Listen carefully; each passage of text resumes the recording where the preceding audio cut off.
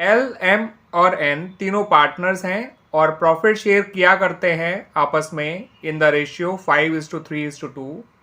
1 अप्रैल 2022 को उन्होंने डिसाइड किया कि वो लोग आगे से आपस में प्रॉफिट शेयर करेंगे इक्वली।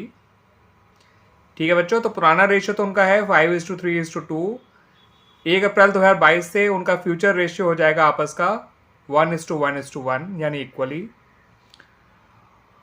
और जिस दिन उन्होंने डिसाइड किया उनकी बुक्स में जनरल रिजर्व अपीयर कर रहा था ₹2 लाख और क्रेडिट बैलेंस था प्रॉफिट एंड लॉस अकाउंट का ₹4 लाख। याद रखिएगा बच्चों, credit balance profit and loss account का जो होता है वो प्रॉफिट ही होता है। ठीक है बच्चों, तो जनरल रिजर्व भी एक एक्यूमुलेट किया हुआ प्रॉफिट है और पीएनएल अकाउंट भी प्रॉफिट है। ये दोनों बैलेंस अपीयर कर रहे हैं इन देयर बुक्स उस डेट में जब इन्होंने अपना प्रॉफिट शेयरिंग रेशियो चेंज करने का डिसाइड किया। आपसे कहा गया है कि इस change in profit sharing ratio की वजह से क्या एंट्री पास की जाएगी इन देयर बुक्स। तो इन्होंने हमें कुछ एंट्रीज करके दिखा रखी है बच्चों, आपको बताना है कि इनमें से कौन सी एंट्री सही है। पहली एंट्री बनाई है इन्होंने general reserve to PNL account. दूसरी एंट्री बनाई है एम और एन को उन्होंने डेबिट किया है और एल को क्रेडिट किया है। ठीक है बच्चों, अमाउंट आपको दिखाई दे रहे हैं। तीसरी एंट्री में इन्होंने जनरल रिजर्व और पीएनएल अकाउंट को डेबिट किया है उनके अपने रिस्पेक्टिव अमाउंट से और तीनों पार्टनर्स को क्रेडिट कर दिया गया है इक्वली यानी इनके नए रेशियो में।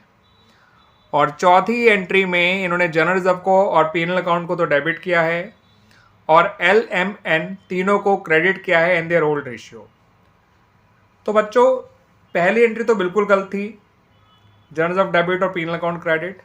ठीक है बच्चों, क्योंकि पीएनएल अकाउंट का बैलेंस भी क्रेडिट था, अगर वो बटेगा तो वो क्रेडिट नहीं डेबिट होना चाहिए था। अमाउंट भी उसमें 2-2 लाख डाल रखे थे तो गलत था ही था पूरी तरह से।